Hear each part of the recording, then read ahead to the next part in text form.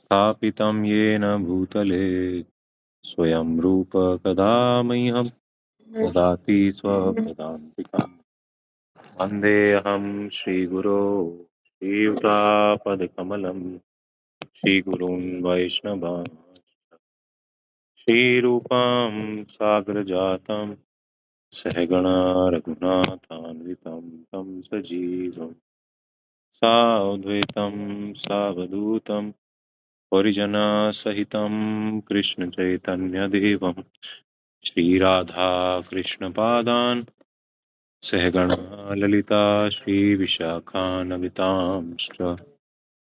श्रीकृष्णकरुणा सिन्धु दीनबन्धु जगत्पते गोपेश गोपिकान्त राधाकान्त नमस्तुते। तप्तकाञ्चन गौराङ्गी राधे वृन्दावनेश्वरी वृषभानुसुते देवी प्रणमामि हरिप्रिये। वाञ्छाकल्पतरुभ्यश्च कृपासिन्धुभ्य एव च पतितानां पावनेभ्यो वैष्णवेभ्यो नमो नमः। जय श्री कृष्ण चैतन्य प्रभु नित्यानंद श्री अद्वैत गदाधर श्रीवास आदि गौर भक्त वृंद। हरे कृष्णा कृष्णा कृष्णा हरे हरे, हरे राम राम राम हरे हरे। नमः ओं विष्णुपादाय कृष्णप्रेष्ठाय भूतले श्रीमते भक्तिवेदांत स्वामिन्निति नामिने। नमस्ते सरस्वते देवे गौरवाणी प्रचारिणे निर्विशेषा शून्यवादी पाश्चात्य देशतारिणे।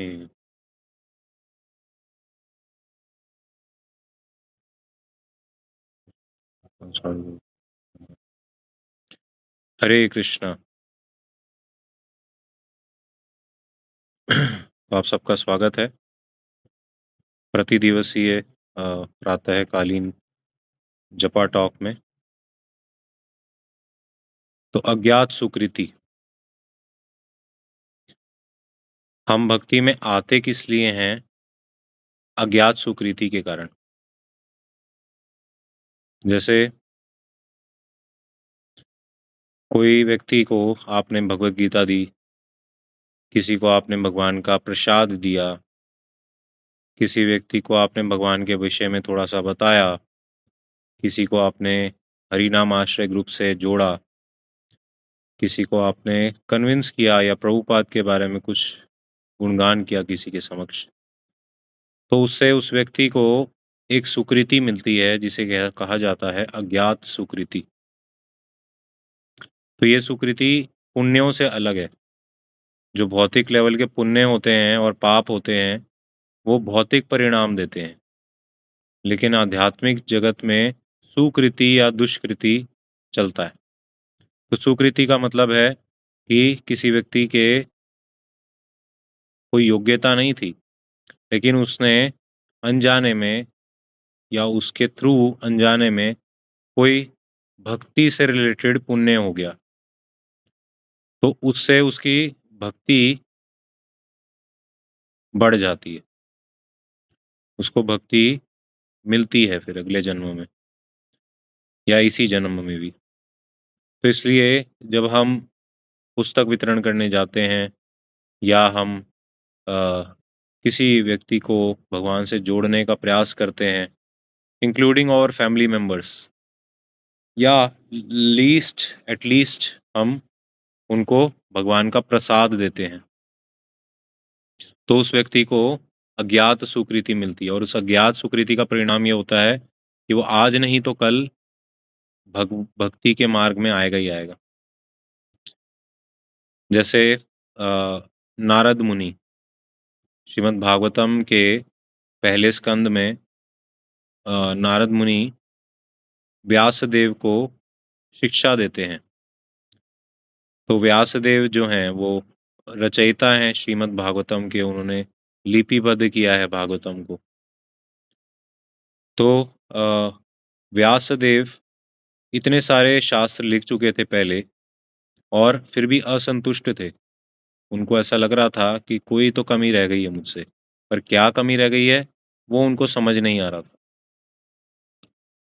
तो उन्होंने भगवान से प्रार्थना करी कि मुझे एक योग्य गुरु दीजिए, मुझे एक मार्गदर्शक दीजिए जो मेरी इस समस्या का समाधान कर सके।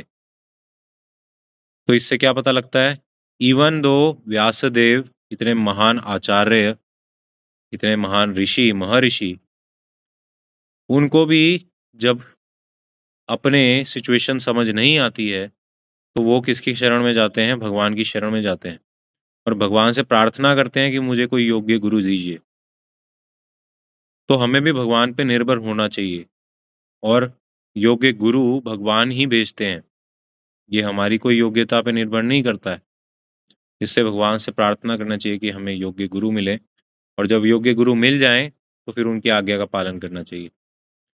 तो व्यासदेव परेशान थे, उनको अपनी समस्या का हल नहीं मिल रहा था कि मैंने इतने सारे शास्त्र लिख दिए, महाभारत लिख दी, है ना, वेद लिख दिए, वेदों के भी वेदांत सूत्र लिख दिए और उपनिषद लिख दिए, इतना सब कुछ लिख दिया, लेकिन फिर भी मुझे संतुष्टि नहीं हो रही। तभी जब वो ऐसा सोच ही रहे थे, तभी श्रीपाद नारद मुनि की एंट्री होती है। तो श्रीपाद नारद मुनि जो हैं, वो भगवान के शुद्ध भक्त हैं और भगवान के शुद्ध भक्त समझ जाते हैं कि कब, किस समय, किस व्यक्ति को मेरी ज़रूरत है। तो नारद मुनि बिल्कुल परफेक्ट टाइम पे पहुंचते हैं हर जगह। तो नारद मुनि वहाँ आए और उन्होंने प्रणाम किया व्यास देव ने नारद मुनि को और उनको आसन दिया, उनके चरण वंदना की, उनके चरण का अभिषेक किया और फिर उनसे जिज्ञासा करी। आप ये सीखते जाइए इस पूरे इंस्टेंस से, कैसे एक अतिथि का स्वागत किया जाए। हालांकि वो अभी उनके गुरु नहीं बने, लेकिन फिर भी वो एक ऋषि हैं, वो एक साधु हैं, वो एक महात्मा हैं। तो उनके उन्होंने पाँव का अभिषेक किया, चरण चरण रज को उन्होंने लिया, अपने माथे से लगाया और उनके पाँव की मसाज करी।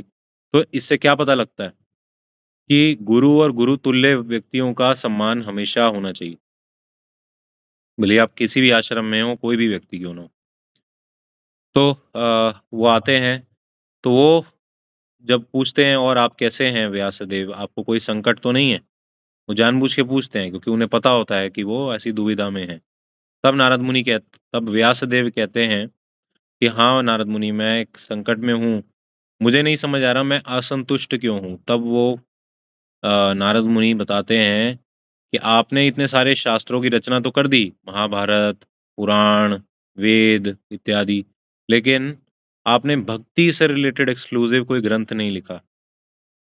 तो फिर वो प्रेरणा देते हैं कि आप भक्ति जिसमें फोकस में हो ऐसा एक शास्त्र लिखिए। तो फिर व्यासदेव ने रचना करी श्रीमद् भागवतम पुराण की। तो भागवत पुराण या भागवतम, ये व्यासदेव ने नारद मुनि के आदेश पे करा।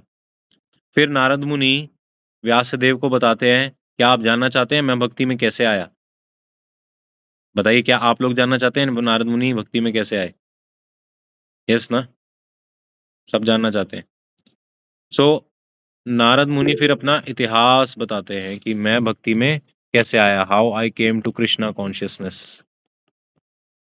सो वो बताते हैं कि मैं पिछले जन्म में, मतलब 2 जन्म पहले, मैं एक मतलब गंधर्व था, गंधर्व, और मैं भगवान के लिए मतलब भजन गाया करता था देवताओं के लोकों में।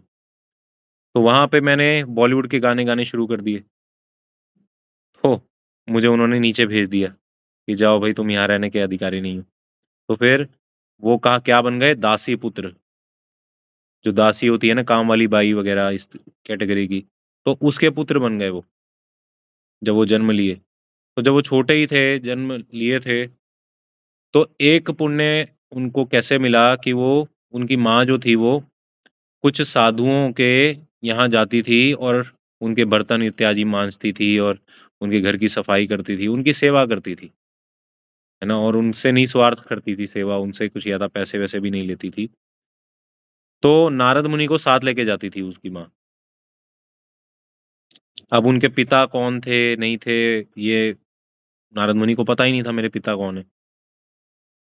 तो ऐसी परिस्थिति में थे नारद मुनि। तो वो दासी जो थी वो लेकिन एक पुण्य करती थी, वो जो वो साधु लोग होते थे, संत लोग होते थे, उनका जो उच्छिष्ट होता था वो खुद भी खाती थी और नारद मुनि को भी देती थी। तो उन साधुओं का जो जूठा बच जाता था, उच्छिष्ट होता था, वो खाते थे। और उसके अलावा वो उनकी सेवा भी करते थे, कुछ श्रवण भी करते थे उनसे। जब वो साधु लोग कुछ प्रवचन देते थे, कुछ शिक्षा दे रहे होते थे, तो नारद मुनि बहुत अटेंटिवली सुनते थे उसको। तो ये जो था, ये नारद मुनि की अज्ञात सुकृति बनती जा रही थी। तो मात्र इतना करने से हुआ क्या, जब उनकी एक बार उनकी माता गाय से दूध दूह रही थी, दूध निकाल रही थी। तो क्या हुआ, अचानक से वहां एक सांप आ गया, जहरीला सांप, और उसने नारद मुनि की जो माँ थी उसको डस लिया और दुर्भाग्यवश उनकी मृत्यु हो गई। तो नारद मुनि थे और उनकी माँ थी, बस कोई भी नहीं था उनका। तो नारद मुनि ने क्या किया, क्योंकि उन्हें अज्ञात सुकृति थी, क्योंकि ऐसे साधु संतों से उन्होंने सुना था, तो उन्होंने अपनी माँ का वहीं पे अंतिम संस्कार किया। जो घर था जहाँ पे वो झोपड़ी में रहते थे, वो झोपड़ी के समेत अपनी माँ को आहुति दे दी। और उन्होंने उन्हें याद आया कि वो साधु लोग बोल के गए थे कि उत्तर की दिशा में हिमालय पर्वतों की दिशा में जाके तपस्या करनी होती है। तो निकल पड़े। फिर वो कई सालों तक तपस्या करते रहे, ध्यान लगाते रहे, जैसा उन्होंने साधुओं ने बताया था। और सिर्फ भगवान की 1 सेकंड के लिए झलक मिली उनको, बस। फिर भगवान ने बोला, इस जन्म में केवल इतना ही दर्शन मिलेगा, अगले जन्म में तुम लेकिन तपस्या जारी रखो। मैं तुम्हें वरदान दूंगा कि तुम कहीं पे भी जा पाओगे निर्बाध रूप से, कोई तुम्हारा कुछ नहीं बिगाड़ पाएगा, और तुम मेरे परम भक्त बनोगे। तो देखिए कैसे अज्ञात सुकृति कितनी स्ट्रांग होती है।